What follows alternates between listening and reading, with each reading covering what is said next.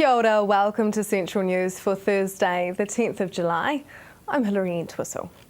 A surge in Bethlehem's new town development is leading the way for Tauranga, with house prices in the city and Western Bay rising more than 5% in the last year.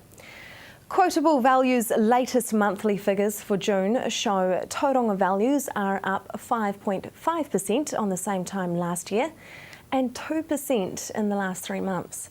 The average house price in the city is currently $452,431. The Western Bay has experienced a bigger shift, with a 6.2% rise in the last 12 months and 1.6% in the last 3. The average house price in the Western Bay is $415,877. Parkrun is gaining popularity around the world, and especially in the city of Hamilton. The 5-kilometre timed run is free, takes place in pleasant parkland surroundings, and open to everyone and all levels of ability. To date in New Zealand, there has been 395 events and nearly 30,000 runs clocked up. Event director for Hamilton Lake Parkrun, Rob Hamilton, says this Saturday will be a big one for their club. Parkrun is a free 5k timed run every Saturday morning at 8 o'clock at Hamilton Lake. Popular Chiefs prop Ben Tamiafuna has recommitted to the Chiefs Rugby Club for the 2015 season. The strong scrummager and crowd favourite said his decision to stay was simple, as he is a Chief by choice. Chiefs coach Dave Rennie acknowledged the 22-year-old has made big shifts on and off the field, and they are really happy with Tama. Dave says he is a powerful man, a destructive tackler with an impressive skill set. The New Zealand Transport Agency is seeking feedback on plans to improve safety along 2 stretches of State Highway 2 in the North Waikato. Safety options including a central median barrier, turning facilities and bridge and road widening were presented at an information day at Maramarua last month, and members of the public have until July 16th to have their say on the initial options. The 2 sections of State Highway 2 are from the State Highway 1 turn-off to the Mangatawhiri stream, and from just east of Maramarua Township to the intersection with State Highway 25. Women's Refuge has launched a national campaign to bring back a suffragette and iconic New Zealand campaigner Kate Shepherd to call for action on domestic violence. Chief Executive of Women's Refuge, Heather Henare, says New Zealanders will be able to help Women's Refuge bring back Kate by posting their name and pledge of commitment on bringbackkate.co.nz. Every time a pledge is submitted, it will be added to a sheet of clear acrylic, which will be laser cut into a thin cross-section to form a layer of specially created statue of Kate Shepherd. Each layer will be engraved with names and personal pledges. The final statue will then be presented to Parliament as a collective representation of the country's commitment for action. Now for the coastal forecast. West coast, Friday, northerly 45 knots offshore for a time with high seas. High tide in Raglan is at 8:43 a.m. East coast of Bay of Plenty, northeast 30 knots and the occasional showers. Your high tide is at 6:05 p.m. Just ahead, the upcoming Tall Black season.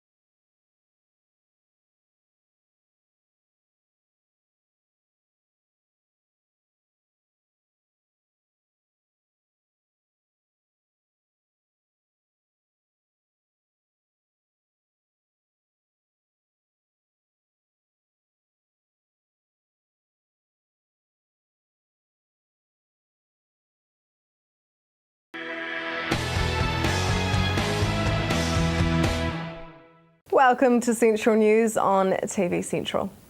The Waikato Pistons season came to an end with a loss to the Wellington Saints in Hamilton last Sunday. Coach of the Pistons, Pero Cameron, now shifts his focus to Tall Blacks' upcoming series with South Korea in preparation for the World Champs later this year. Anne-Marie spoke with Pero to find out how he felt about the Pistons ending the season 6th on the table, just missing out on the playoffs. Pero Cameron, welcome back to Central News and congratulations on the close of the season for the Waikato Pistons. Yeah, thank you. Yeah, pretty good year. We wish we made the playoffs, but we just missed out, and it's always next year. We wish you made the playoffs too, but number 6, not bad considering you're kind of rebuilding this year. Yeah, we had a young team, but our goal was to make the playoffs. We were a little bit disappointed there. But, a lot of guys stepped up and we found a couple of young players who, will definitely be coming back next year. This year was about building a strong base, wasn't it, on which to improve. Do you think you did that?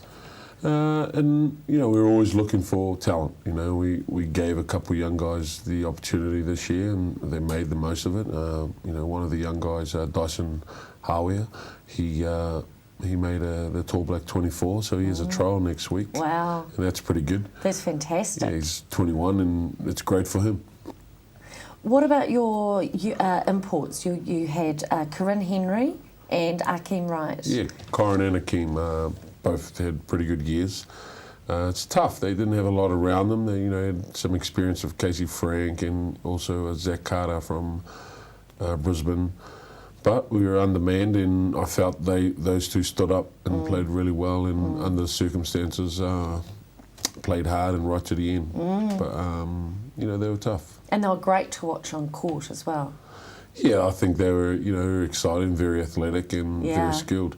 Definitely. It's always good to watch Americans. They bring something different to this to the competition, and it's great for Kiwis to watch them. They inspire a lot of young kids. I loved watching Corin Henry. He was the shortest player on court, let's be frank, point guard, but man, he can jump so high. He's only around 5'8", I think, and he dunks easy, it's 10 feet. And he's the fastest on the court and he's the fittest, he plays pretty much 40 minutes a game. And, he was a pleasure to watch and such a professional and great off the court with the kids, really good dude. Your focus now moves to the Tall Blacks. Yep. We've got a 3-test home series coming up against South Korea. South Korea, yeah. We're playing Wellington, yes. Tauranga and in Auckland on the 15th, 17th and 19th of July. And it's a bit of a kind of warm-up games against a team that's also in the World Champs. It's in Spain this year, and at the start of September. They're going to be fantastic. Yeah, it's going to be. I think Korea's going to be very tough, but we need some tough competition to get us ready for the World Cup. So, how are the ticket sales going? Have we got? Is New Zealand behind their national basketball team? It's a little slow, but it's at Ticketek. I'm not too sure on Wellington and Tauranga where that's going, but Auckland's looking good. Yes. They've got a great venue up there, and it's going to be live on television also. So it's going to be on Sky. So it's going to be a great series. What do we know about the South Korean team? Very fast, very skillful, and across the board they're pretty tall. We've been looking at that team for probably a week now. Paulie and I and the head coach Nenad. And there are a lot of things about the team we like them, as the way they play. And I don't think we've played them for quite a while, maybe 10 years, maybe more, when they travelled and played here. So it's going to be tough. They play a different way, which is pretty up and down, and they love the three-point shot. Yeah. We don't want them to get the three-point shot. How's our Tall Black squad looking? Yeah, good. We're slowly... we come together next week. Okay. And Tuesday we have our trials. We've got a group of 24 and we've got to narrow that down to 16 in a squad, and we'll see how they go over the 3 games. It's are there any standout players at the moment that you've got your eye on, or you don't want to mention just yet? No, it'll be interesting to see who comes into camp. We've named our group, and there are some niggles and injuries and things we have to deal with, then Right. we'll just see who comes into camp, who comes in ready and hungry. It's wide open. Who wants it? Who wants it? Who wants to be part of it? And yeah, this is the year we got to have our best group on the floor. How do we grow basketball in New Zealand? How do we get that passion back for the Tall Blacks that was evident 10 years ago when you were playing? It's success, you know. We got to perform. We got to put the right processes in place. We got to be in the schools, and it's a very popular sport. We just got to be more in the schools, more in the community, and you know the Breakers are doing pretty good. They didn't have a great year this year, but you know overall they've been a very good team.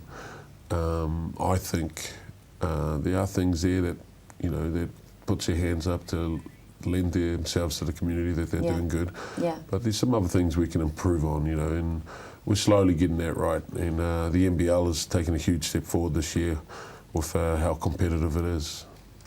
Fantastic. Now, tickets are reasonably priced for the Tall Blacks. They're at ticketek.co.nz. Yeah, So we Ticketek, need- they're Yep. $29. It's pretty good. Why wouldn't you do it? Yeah, it's a great atmosphere, and you know it's great to see your national team performing at a pretty high level before they go to the Worlds. Can't wait. Pero Cameron, good luck. Cheers, thank you. For Tall Black tickets, go to ticketek.co.nz and get in behind your national basketball team. Still to come on Central News, Waihi Beach's boost to tourism and the student debate.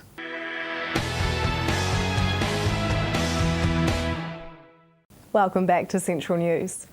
For some years now, there has been discussion around whether the Te Puke swimming pool needs to go or upgrade the current one. But in this annual plan, it was decided no to new pool and yes to an upgrade. I spoke with Mayor Ross Patterson of the Western Bay Council about the planned upgrade. Yes, we are. We are staying with the present school pool. We have renovated it and got it up and operational again so that the children and the students do have somewhere to swim. It does need a paint surface done. That's for hygiene and appearance. And we're going to spread the cost over 5 years to help that through. But yes, we are not looking at the new aquatic facility at this stage. We will talk about that in the long-term plan, but I think it's a few years out at this stage. There has been a bit of money put aside for the promotion of Waihi Beach. Why is that? Very important. Waihi Beach is right on the extremity of our area and probably links a lot more with Waikato and Auckland. But they have been struggling in the past to run events, and we've said you need some help here. We've put some money aside. Community Board is helping in that. Just for the summer festival, when something like 20,000 people come in and really enjoy themselves, just to give them some entertainment and some events organised for the area. And it's an overall, over the whole of the district part that joins into that. But very important that we look after Waihi Beach for their help with their events management. Te Puke Economic Development Group has had their annual funding increased, and that's performance-based. So what have they done that guarantees and validates more funding? Te Puke Edge, as we know them, Te Puke Economic Group, we're formed with the, because we have the formation of the Tauranga Eastern Link coming through, which was going to take a lot of traffic out of Te Puke, and the effects of PSA in the kiwifruit industry about 3 years ago. So we brought that in to develop the economic base of that eastern part of the district. Pleased to say that the kiwifruit industry has a lot of confidence and is improving and coming back to the strength it was. With Te Puke Edge, we actually gave them more last year for one-off events to build their town centre activities and for tourism and to work on the business park at Rangiuru. This year that figure is slightly back. It is still above their opening figures of 90,000. Out of that though, we will work with a performance-based contract to itemise those areas that we think should be funded and have the work put in, which is tourism, town centre and the business park at Rangiuru. So Te Puke's not going to be a ghost town once that TEL opens up? Oh, definitely. Te Puke is not a ghost town. Te Puke will reinvent itself. What they've got coming on Main Street when the other road comes in about June of next year. There's a whole change is coming for Te Puke and how that town becomes a destination town. That's what we're developing, to get people to stop and come into the area, enjoy what we've got and the money that we've spent in the cultural park and in the areas of recreation. A copy of the Council's annual plan is available on their website, westernbayplenty.dc.gov.nz. The 2015 Tarnished Frocks and Divas show has a date, a venue and a concept. It is now calling for creative people to participate in the design process. Tarnished Frocks and Divas, we're getting ready for it already, are we, Tracy? 2015, Hilary, it's all go again, very exciting, and obviously we're well underway with planning. So at the moment we're calling for creatives to actually come forward and get involved in the show, and that information too can be found on our website. There's a feature in the July magazine. Our creative art director Robin Dowdall is calling for creatives to get involved with her make teams, that side of things. So it's really exciting and a great opportunity for some of the local women to get involved with the show. Z Nail Gang premiere, gonna be huge, gonna be a big one. Tell us about it.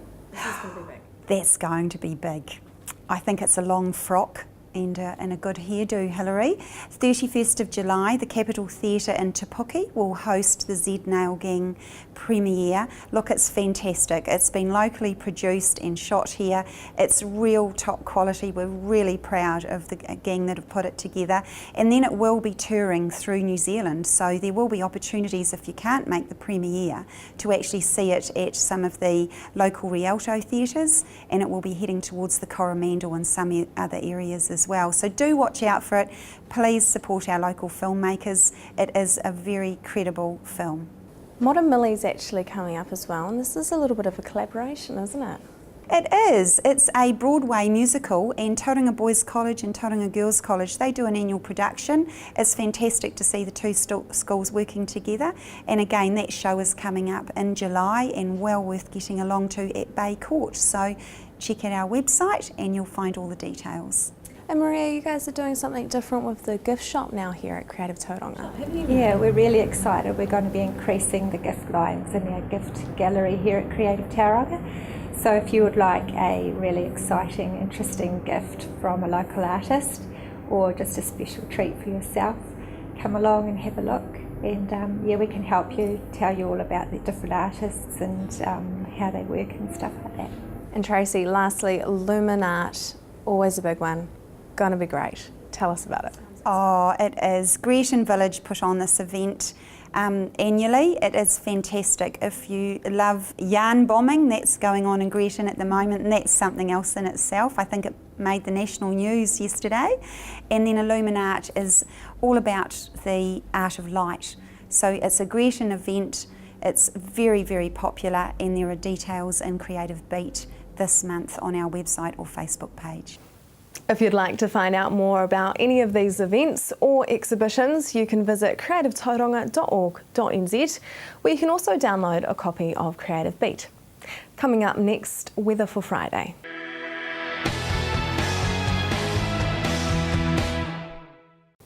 Welcome back. As of February 2014, only 69.57% of the 18 to 24-year-old demographic have enrolled to vote, compared to 97.24% for those aged 50 to 54. But it's not just the youth, with the overall voter turnout in 1981 was 85%, and in 2011 it was 69%, according to the Electoral Commission. Some local students in Tauranga are hoping to tackle this issue by holding a political debate and have invited all local parties and candidates. I found out if there are other ways politicians could communicate with the youth vote.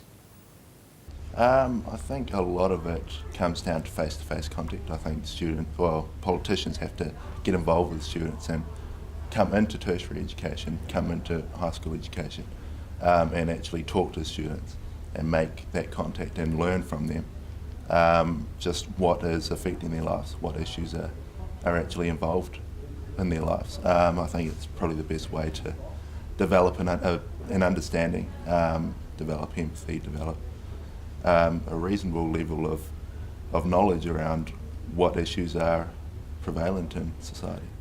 So you think it's just about that physical presence? Do you think they could maybe up their online social media campaigns or something like that? I think social media could work as well. I think face-to-face is just a personal preference for me. It's a lot easier to analyse what somebody's thinking if you've got the face-to-face contact. So. Danielle, some say the lack of the youth vote and the decline is because of a lack of faith in politicians. What do you think a politician could do to gain that trust? I would 100% agree with Taylor. I think there's sort of that disconnection between, you know, Wellington and politics in general and the campuses across the country. I feel like we might study political science, we might study social policy as part of our degrees, but there's not really that connection that equals John Key, or, you know, that equals your local sort of members of parliament. I think having that presence locally on the campuses and the community, it would develop that trust and develop those relationships with people who are gaining education, who are going out and are going to be voting for you. It's a relationship that really needs to be reciprocal. I don't think you can ask for students' votes if you haven't put any effort into them in return. A general lack of interest has also been accredited with the declining vote. Is it that simple? Do students simply not care? No, definitely not. I think we sort of get shouldered with this this apathy that we sort of just don't care at all, and it's something else, something for someone else to do. But I don't think that's true. I think that we, for some reason we feel like it's something to do when you like grow up, when you sort of left and, I don't know, had kids and bought a house and start living in the real world. But historically, the campuses is where the political movements have started. So I'm really interested in sort of bringing it back to that and reminding students that we actually have the numbers, we have the people who care. So we can start things here. Taylor, why should we care? How does politics affect the youth? I think politics governs our lives in general. I mean, if you look at something like StudyLink, student loans, student allowances, StudyLink is controlled by government. So that's politics affecting youth lives. There's community swimming pools affected by council. That's politics again. If you look at local parks, or their maintenance is paid by council, that's politics again. So it's something that affects lives. The forum will be held on Wednesday the 20th of August from 12 to 1 p.m, H110 Lecture Theatre, Windermere campus of the Bay of Plenty Polytechnic in Tauranga. I'll be there, I'll see you there. Weather for Friday. Hamilton, rain developing throughout the day, and that gusty northeasterly is back with 15 and 9 your predicted temperatures. The rest of the Waikato, rain spreading to most places. Gusty northeasterlies, Paeroa 16 and 8, Matamata 14 and 9, Te Awamutu 15 and 9, and Tokoroa 13 and 8. Bay Plenty not looking any better for you. Tauranga, periods of rain and a gusty northeasterly. Your expected high is 16 and an overnight low of 11. The rest of the Bay Plenty, rain spreading to most places. Northeasterlies strengthening, surprise, surprise. Te Puke, you can expect 14 and 12. That is us for this Thursday. You can, of course, get in touch with us on our Facebook page or email us at news@tvcentral.co.nz. Coming up tomorrow night, the latest on the Waitangi Tribunal into the Rena wreck, and the global phenomenon of parkrun has come to Hamilton. I'm Hilary Entwistle. I hope you have a lovely evening.